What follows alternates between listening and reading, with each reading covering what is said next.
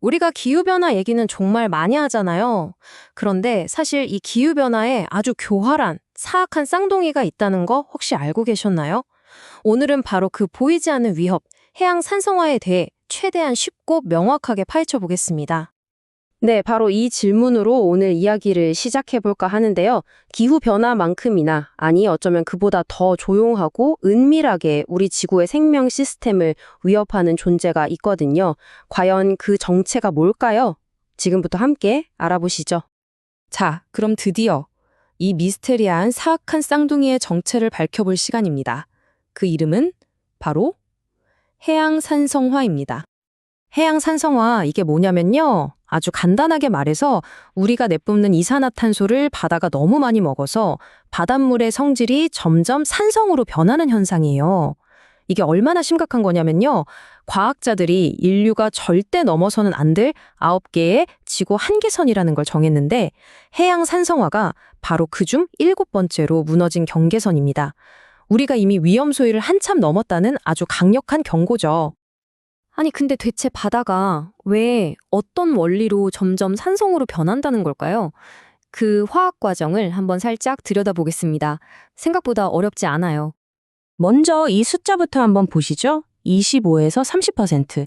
이게 무슨 숫자일까요? 바로 우리 인간이 만들어낸 전체 이산화탄소 중에서 바다가 거대한 스펀지처럼 쫙 빨아들이는 비율입니다. 바다가 우리를 도와주는 건 고마운데 문제는 그 대가가 있다는 거죠. 자, 이 그림을 보시면 그 원리가 한눈에 들어옵니다. 되게 간단해요. 공기 중에 있는 이산화탄소가 바닷물이랑 만나면 탄산이 돼요. 그리고 이 탄산이 쪼개지면서 수소이온이라는 걸 내놓는데 바로 이 녀석이 많아질수록 바다는 더 산성으로 변하는 겁니다. 우리 레몬즙이 신맛을 내는 것과 같은 원리라고 생각하시면 아주 쉽습니다. 그리고 이게 그냥 이론이 아니라는 게 이 그래프에 딱 나와 있습니다. 보세요. 지난 수십 년 동안 바다의 pH가 꾸준히 떨어지고 있죠? 이게 겨우 0.07 차이? 에이, 별거 아니네 하실 수도 있는데 절대 그렇지 않습니다. 이걸 산성도로 환산하면 무려 30에서 40%나 강해졌다는 뜻이에요. 이건 정말 어마어마한 속도거든요. 자, 이렇게 바다의 화학적인 성질 자체가 바뀌어버리면 그 안에서 사는 생물들은 어떻게 될까요? 지금부터는 바닷속 생태계가 보내는 고통스러운 비명에 귀를 기울여 볼 시간입니다. 화면에 보이는 이 작고 예쁜 생물, 바다나비라고 불리는데요. 이 작은 바다 달팽이가 바로 해양 산성화 문제에 있어서 탄광 속 카나리아 같은 존재예요. 옛날 광부들이 위험한 가스를 감지하려고 카나리아를 데리고 들어갔던 것처럼 이 바다나비의 성태를 보면 해양 생태계 전체가 얼마나 위험한지 알 수 있는 거죠. 한 해양과학자의 증언인데 정말 충격적입니다. 산성으로 변한 바닷물이 이 바다나비의 얇은 껍데기를 그냥 녹여버리고 있다는 거예요. 말 그대로요. 일부 지역에선 아예 모든 개체의 껍데기가 심각하게 손상된 채로 발견됐다고 합니다. 이게 바로 바다나비가 우리에게 보내는 절박한 신호인 셈이죠.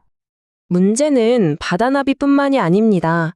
우리가 바다의 열대우림이라고 부르는 산호초도 똑같이 위험해요. 해양 산성화는 산호한테 골다공증을 일으키는 거나 마찬가지예요. 뼈대를 만드는 데 필요한 재료는 부족해지고 이미 있는 뼈대마저 약해져서 툭 하면 부서지는 거죠. 그리고 이 지도를 보시면 상황이 더 심각하다는 걸 알 수 있어요. 왼쪽은 뜨거운 물 때문에 산호가 하얗게 죽어가는 백화 현상, 오른쪽은 산성화 때문에 뼈대가 녹아내리는 피해 예측 지도예요.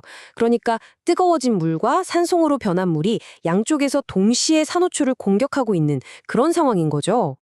이게 우리 식탁이랑도 바로 연결되는 문제입니다. 우리가 즐겨 먹는 굴, 조개, 홍합, 이런 생물들도 다 껍데기가 있어야 살잖아요? 근데 산성화된 바다에선 이 껍데기를 만들기가 너무 힘들어지는 거예요. 특히 어린 새끼들은 버티지 못하고 죽는 경우가 많아지고요. 껍데기가 약해지니까 포식자한테 쉽게 잡아 먹히기도 하죠. 자, 상황이 심각한 건 분명한 사실입니다. 하지만 아직 희망이 없는 건 아니에요. 미래의 바다가 어떤 모습이 될지는 바로 지금 우리의 선택에 달려 있습니다. 우리의 미래를 결정할 가장 중요한 열쇠가 바로 이 그래프 안에 있습니다. 만약 우리가 지금처럼 탄소를 마구 뿜어내면 저 빨간색 선처럼 바다의 pH는 걷잡을 수 없이 떨어질 겁니다. 하지만 우리가 정말 노력해서 배출량을 줄이면 저 파란색 선처럼 이 하락세를 멈추고 안정시킬 수 있다는 거예요. 정말 중요한 갈림길에 우리가 서 있는 거죠. 그럼 우리한테 희망이 있을까요? 네, 과학자들이 여러 가지 방법을 찾고 있어요.